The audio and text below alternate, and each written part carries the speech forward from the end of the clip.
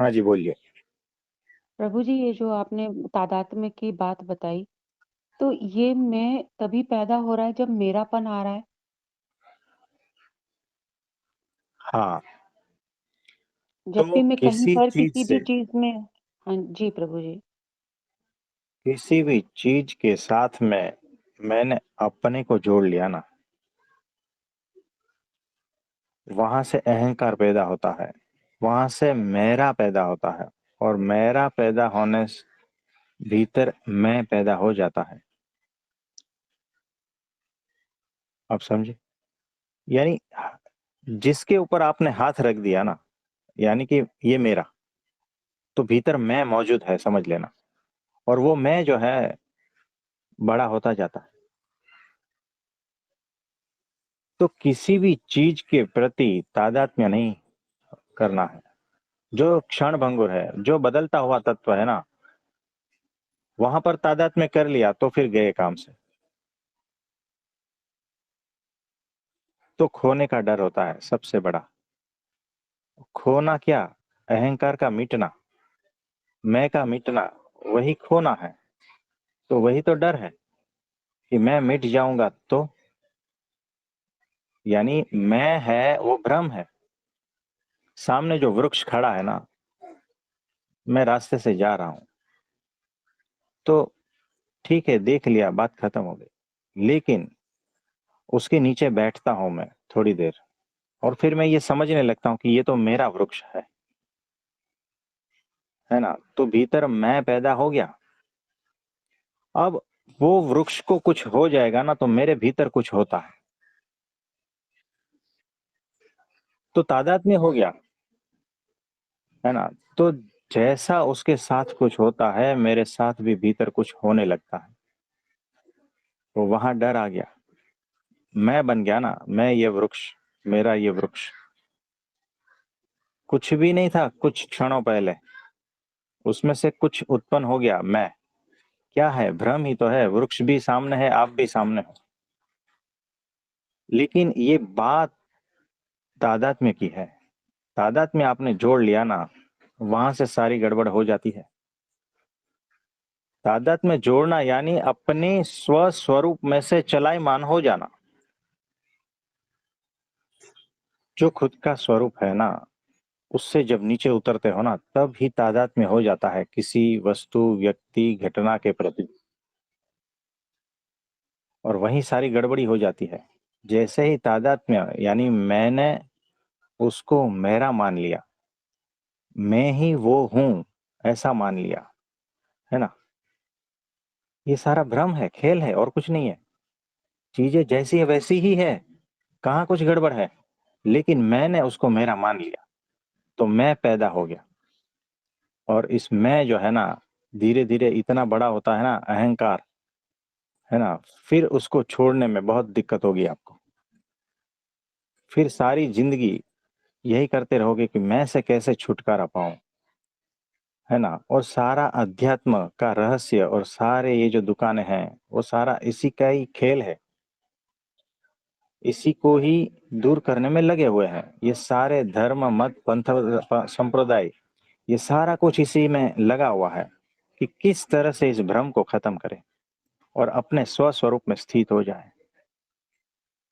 अगर मेरी इस बात में 5 मिनट की बातों में आपको अगर ये समझ में नहीं आता है तो 5 जन्म भी भटक लो, 500 जन्म भी भटक लो, लेकिन अंत में यही बात आके खड़ी रह जाएगी कि जहां जहां तादात्म्य मैंने किया है उससे हट जाओ और अपने स्व स्वरूप में स्थित हो जाओ। इतना ही अध्यात्म का सारा सार है और कुछ भी नहीं है। लेकिन इतनी बात भी जो है ना, हम बेवकूफों को समझ में नहीं आती है और रोते रहते हैं, दुखी होते रहते हैं, पीड़ित होते रहते हैं और जन्मों जन्म तक भटकते रहते हैं। हाँ जी। तो तो इसमें कुछ और पूछना है? हाँ जी, प्रभु जी, पूछना है हमें। प्रभु जी, जो आपने समझाया उससे हमको जो समझ आया वो ये कि शाश्वत का कभी नश्वर के साथ मिलन हो नहीं सकता। तो सारा तादात्म्य झूठ है, भ्रम है। तो शाश्वत का मिलन शाश्वत के साथ ही संभव है। हाँ परंतु जी, प्रभु यही जी है। जी, प्रभु जी। बोलिए। परंतु प्रभु जी ऐसा होता है कि जैसे ही कोई परिस्थिति सामने आती है, माया अपना खेल खेलती है, तो सब भूलकर शाश्वत से नश्वरता की तरफ भाग जाते हैं, होश की कमी के कारण। उस समय पर ही होश क्यों चला जाता है प्रभु जी? उसके आगे भी होश रहता है, उसके पीछे भी होश आ जाता है। तो होश की प्रैक्टिस नहीं है ना, होश मंद है। तो भीतर से जो भाव आवेग उठते हैं ना, वहां पर तो होश एक 6 महीने का बच्चा है ना, वैसा बैठा रहता है चुपचाप साइड में।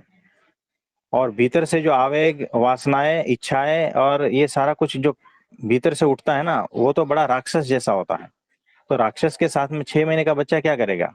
फिर राक्षस जो है सारा कुछ खेल खत्म करके जाता है, शांत हो जाता है, बैठ जाता है। तब वो 6 महीने का बच्चा जो होश पूर्वक देखता है, कह रहे ये क्या हो गया। आप समझे, ये सारा खेल ऐसा है। तो वो 6 महीने के बच्चे को बड़ा करना है, होश को निरंतर बढ़ाते रहना है, हर स्थिति में, भीतर के प्रति, बाहर के प्रति।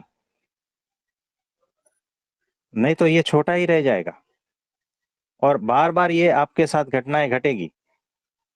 कुछ न कुछ ऐसी चीजें जो है, किसी ने कुछ बोल दिया तो भीतर से गाली निकलेगी, सहज रूप से, सहज स्वभाव से, क्योंकि वहां पर होश नहीं रहेगा। फिर नुकसान होने के बाद में होश में आते हो। तो जब चोट पड़ती है तब होश में आते हो। तो बिना चोट हुए भी आप होश में आ सकते हो। तो अपना नुकसान कराने के लिए इतनी चोटें क्यों झेलते हो, है ना?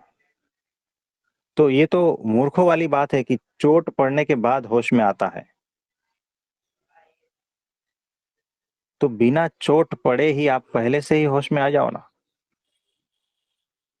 तो जब आप को चोट नहीं पड़ रही है और जब सिचुएशन सब ठीक है, तब उस होश को बढ़ाते रहो। ऑब्जर्व करते रहो चीजों को, भीतर की और बाहर की, संसार की सारी चीजों को ऑब्जर्व करो कि ये हो क्या रहा है। सवाल पूछो खुद को, दूसरे को नहीं। जब खुद को सवाल पूछने लगोगे ना, तब होश बढ़ता है। और साक्षी भाव में जब आते हो, तो समझना कि होश धीरे धीरे और बढ़ रहा है। तो होश का फल जो है ना, साक्षी है। तो जैसे जैसे होश बढ़ता जाएगा, पूर्ण रूप से साक्षी में आ जाओगे आप। फिर कोई भी घटना, चाहे भीतर की और बाहर की हो ना, सिर्फ आप सीसीटीवी कैमरे जैसे रह जाओगे। न पक्ष में न विपक्ष में, एकदम आईने जैसे बन जाओगे, है ना? तो प्रैक्टिस करते रहो। प्रैक्टिस की कमी है, इस वजह से ये सारा कुछ खेल चल रहा है ना? तो आज के लिए इतना ठीक है।